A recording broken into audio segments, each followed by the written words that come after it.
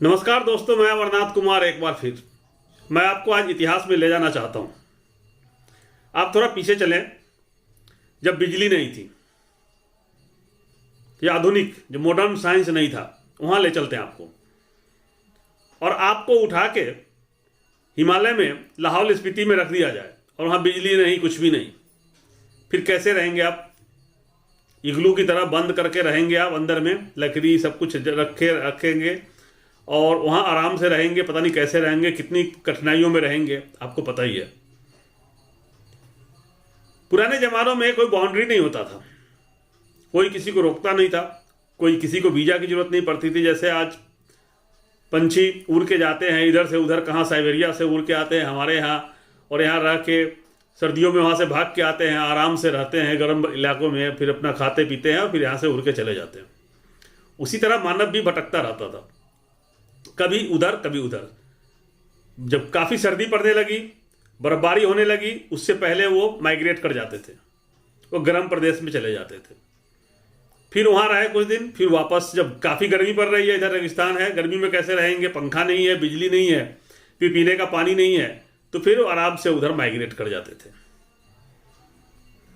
लेकिन बार बार माइग्रेट करने में, चलने में आपको पता ही कितना परेशानी होती है। तो इसी तरह से खोजते खोजते चलते चलते उनको हिमालय के इस पार का एरिया मिला, भारत, जहां सब कुछ है। कम दूरी में ही सर्दी, गर्मी, हरियाली, रेगिस्तान सब कुछ है। ये भारत एक ऐसा, पूरे वर्ल्ड में ऐसा कहीं नहीं मिलेगा ये भूमि, ये जो टुकड़ा है जहां सब कुछ है, तीन तरफ से समुद्र से घिरा हुआ। वहां आपको सर्दी लग ही नहीं सकती और न गर्मी लगेगी। समुद्र किनारे चले जाइए, वहाँ खाने पीने के लिए हर चीज़ है। समुद्री, आपको पता ही है, मांस मछली की कमी नहीं पड़ेगी। समुद्री किनारे रहिए, नारियल के पेड़, फ्रूट्स, काजू, सब कुछ तो है। हिमालय की तरफ आ जाइए, बीच में आ जाइए, वहाँ रहिए। नदी किनारे रहिए, नदी घाटी, इतना सारे नदी है, लंबी लंबी, गंगा से लेकर नर्मदा से लेकर उसके किनारे रहिए। पानी की कभी कमी नहीं होगी, क्योंकि वो आपके उस समय मोटर तो होता नहीं था। बोरवेल और कुआं खोदना कितना मुश्किल, जरूरत नहीं है। नदी किनारे रहना है, झील के किनारे रहना है, तो सब कुछ था। इतना समृद्ध इसलिए था कि यहाँ सब कुछ प्राकृतिक रूप से है, भौगोलिक रूप से ऐसा बना हुआ है। सर्दी, गर्मी, बरसात, एटमॉस्फेयर, पानी और हर तरह के पेड़ पौधे, हर तरह के पेड़ पौधे, हर तरह के फल फ्रूट, जो चाहिए आपको मिलेगा। इसलिए इसको सोने की चिड़िया कहा जाता था। और सारे मिनरल्स भी, हिमालय से जितना मिनरल्स निकालना निकालो हर तरह से, और बीच में भी जहाँ भी देखिए, भारत में हर कोने में कहीं से भी कुछ भी निकालना निकालिए, आपको मिनरल्स की कमी नहीं है। यहाँ तक कि पेट्रोलियम का भंडार भी है अब, जब जरूरत पड़ी तब। पहले तो नहीं था, पहले तो पता नहीं था पेट्रोल क्या होता है, लेकिन जब पेट्रोलियम की जरूरत पड़ी तो वो भी है हमारे पास। इसलिए इसको सोने की चिड़िया के रूप में देखा गया। और जो भी विदेशी भारत में आया, वो यहाँ से देखने के बाद जो वापस अपने गांव गया लौट के, तो उसने भारत के बारे में प्रचार किया। उसमें ह्वेनसेंग भी था, चाइनीज, जिसने जाके वहाँ बताया बौद्धों से शिक्षा ग्रहण करने के लिए। ये तो लेटेस्ट मॉडर्न हिस्ट्री इसको बोलूँगा मैं अपने हिसाब से।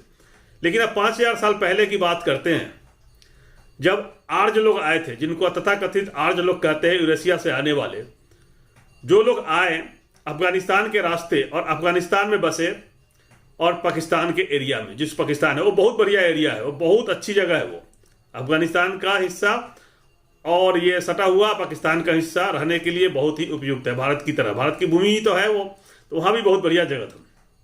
वहाँ हिमालय में आप कश्मीर में रहिए, वहाँ ज़्यादा बर्फबारी भी नहीं है। जम्मू में, कश्मीर में आप वहाँ सालों भर रह सकते हैं। कुछ दिनों के लिए बर्फबारी होती है, बर्फ पिघल जाते हैं, फिर वहाँ सब कुछ है, पेड़ पौधे हैं। हिमालय में, उत्तराखंड में रहिए, हिमाचल में रहिए, इन सब एरिया में आप रह सकते हैं। और यूरेशिया ठंड प्रदेश था, आपको पता ही है। ठंडे प्रदेश से आके राजस्थान के रेगिस्तान में तो रह नहीं सकता, इतनी गर्मी में तो कभी रह नहीं सकता, ना पंखा है ना बिजली है। तो वो लोग हिमालय में ही बसे, अफगानिस्तान से आके जम्मू कश्मीर के एरिया में, लद्दाख के एरिया से होते ही हिमाचल और उत्तराखंड में बसे। और यहाँ जब वो आए तो आप दूसरे प्रदेश के लोग और हमारे भारत के कबीले के लोग, जो पुराने जो जनजाति थे, जो आज दलित पिछड़े हैं, उनके साथ वो तो नहीं चाहेंगे ना कि कोई विदेशी आके हमारे यहाँ पता नहीं कौन कबीला खा गया, लड़ाई होती थी। तो वो अलग एक दूसरे, इसलिए वो ऊंचाई पे रह रहे थे जहाँ लोगों का पहुँच न हो। और वो लोग वहां रह के, एक बात और बताना चाहता हूं कि उस समय, उन दिनों में 5000 साल पहले की बात कर रहे हैं, उस समय कोई लिखित नहीं होता था। को बोल दिया, आपके माँ बाप ने किसी और को बोला, फिर आगे वो कहानी के रूप में चलता था इतिहास। तो इतिहास को कभी लिखा नहीं गया था। बाद में पाली लिपि आई, जो लिपि आज कल किसी को पढ़ा नहीं जाता है, क्या लिखा हुआ आपने देखे होंगे अशोक के स्तंभ पे और कहीं कहीं सब कुछ लिखा हुआ है, वो पढ़ना मुश्किल है। लेकिन उससे पहले संस्कृत भाषा, जो जर्मन भी संस्कृत भाषा है, एक तरह से वो इंग्लिश में लिखते हैं, लिपि उनका इंग्लिश है लेकिन संस्कृत है वो। तो वो लोग आके भारत में, यूरेशिया से आए हुए लोगों ने संस्कृत में धर्म ग्रंथों का निर्माण किया। जो भरबल लोगों ने बोला उसको लिखा गया। अगर आप पढ़े लिखे नहीं हैं, आप मुझे कहेंगे कुछ लिखने के लिए, तो आप जो बोलेंगे उसमें मैं क्या लिखूंगा वो मेरी मर्जी है, आपको तो पता नहीं ना क्या लिखा। तो उस तरह से धर्म ग्रंथों की रचना हुई, लोगों ने संस्कृत में लिखा। और उस समय लोगों को संस्कृत पता नहीं, दूसरे की भाषा संस्कृत को, आज भी लोगों को भारत में अंग्रेजी समझना और पढ़ना मुश्किल है। उसी तरह से संस्कृत दूसरे देश की भाषा को धीरे धीरे लोगों को अपनाना बड़ा मुश्किल था और उनको समझ में नहीं आया क्या लिखा गया, नहीं लिखा गया। तो उन्होंने रचना किया जिसमें दिखाया गया है कि भगवान ऊंचाई पे रहता है बर्फ में, भगवान शंकर कहाँ रहते हैं, हिमालय में बर्फ में बैठे हुए हैं, हिमालय में नहीं बर्फ के बीच बैठे हुए हैं, वहाँ कोई जा नहीं सकता। इंद्र रहते हैं, स्वर्ग का राजा है, जहाँ से बारिश होती है उनको वज्र बिजली गिरा देते हैं और वहाँ किसी को अलाउ नहीं है। तो हिमालय में बिजली ज़्यादा कड़कती है, आप वहाँ जाना बड़ा मुश्किल है, पैदल जाना। आज गाड़ी उठा के रोड बन गया, चले जाओगे। अगर किसी को कहा जाए कि तुम पैदल जाके दिखाओ और रोड भी नहीं है, कहीं और से चढ़ के, तो वहाँ कभी पहुँच ही नहीं पाएगा, रास्ते में ही मर जाएगा। तो उन लोगों ने जानबूझ के ये धर्म ग्रंथ सब कुछ जो बनाया गया कि एक दूसरे को, हिमालय में कोई जाए नहीं, प्राकृतिक कारण भी था कि वहाँ जाके दोहन हो जाएगा हिमालय का, और वो लोग अपना सेफ रहना चाहते थे कि हमारे स्वर्ग में कोई ना आए, हम यहाँ आके बस गए, हमारे यहाँ कोई ना आया, और वो अपने आप को भगवान कहलाएं। अब समझ रहे हैं मेरा इशारा क्या है? बहुत सारे लोग उनमें से बदल गए। 30% लोग थोड़े ना है, बहुत सारे लोग हैं, लेकिन वो समझदार हो गए। लेकिन कुछ लोगों ने अपनी मानसिकता अभी भी नहीं छोड़ी, और उन मानसिकता के कारण बाकी लोग परेशान हैं। अब देखिए, जम्मू कश्मीर में लोग बस गए, अफगानिस्तान में बस गए, पाकिस्तान का जो एरिया भारत का हिस्सा था, बलूचिस्तान और सिंध जो भी है, वहां बस गए। और फिर मुगलों का आक्रमण हुआ भारत पे और मुगल आए। तो मुगल आए तो धर्म ग्रंथों में लिखा है कि बड़े बड़े वीर थे, पता नहीं क्या क्या थे, और भगवान परशुराम छत्री विहन कर दिए थे धरती को कितना बार।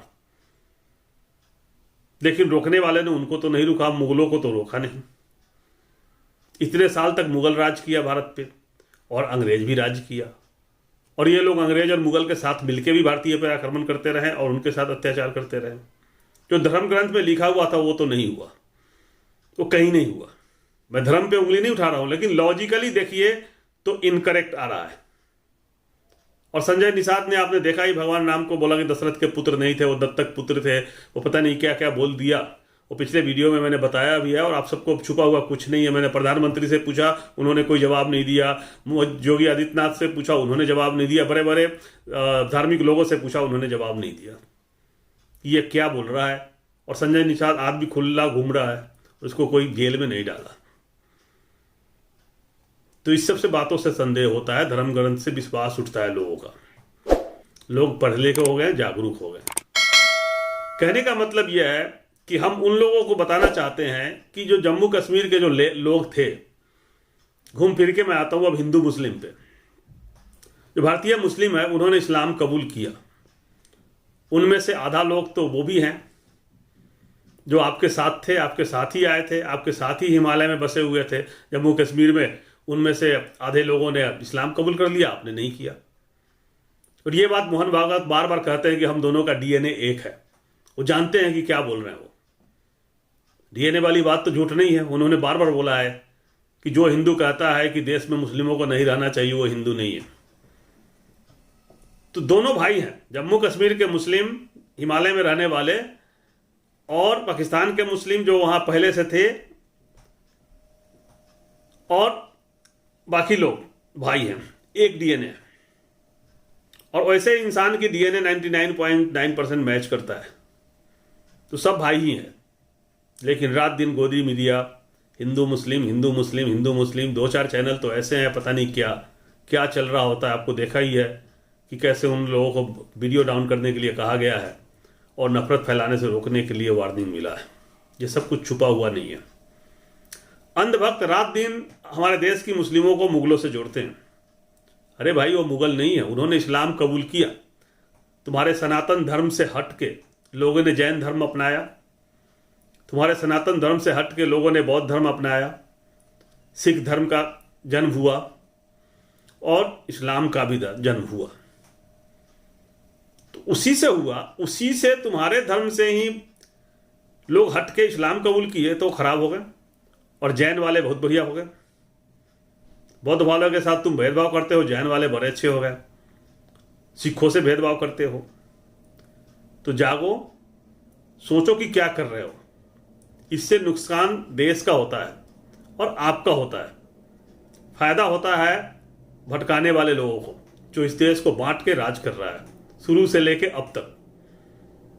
जो देश की जो सबसे ज्यादा जनसंख्या है जिनकी, उनके ऊपर राज करने के लिए या गुमराह करने के लिए धर्मों को बीच में लाया जाता है, जिससे लोग गुमराह होते हैं और फूट डालो और रात करो की नीति चल रही है। इन सब से बचना है। देश की 75% जनता एकजुट होना होगा और इन सब लोगों को बाइकाट करना होगा। उन सबको बहिष्कार करना पड़ेगा। जितने भी लोग हैं जो धर्म के नाम पे गुमराह करते हैं, धर्म के नाम पर हम सबको आपस में लड़ाते हैं, उनका बहिष्कार करना पड़ेगा, तभी यह देश बचेगा। ये भारत सोने की चिड़िया थी, फिर से इसको सोने की चिड़िया बनाया जा सकता है। साथ मिलकर काम करने की जरूरत है। आप सबसे निवेदन है कि मेरी इन बातों पर गौर करें, मेरे इस चैनल से जुड़ें, ज़्यादा से ज़्यादा संख्या में आकर सब्सक्राइब करें, लोगों को शेयर करें। देश बचाने के लिए एकजुट होना जरूरी है। जय हिंद, जय भारत।